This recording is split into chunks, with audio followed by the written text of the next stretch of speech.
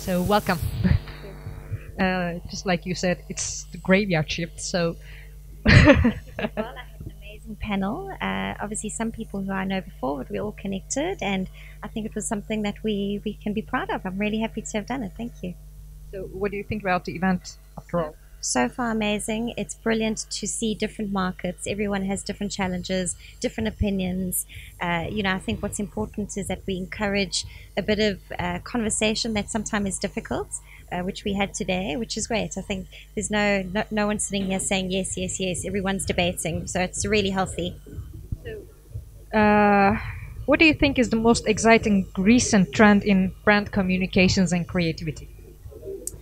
I think there's been a lot of topics or discussion about wearables because it is a very customized experience. Beyond that, I think if we don't even just talk about media, we talk about medicine, we talk about people's health.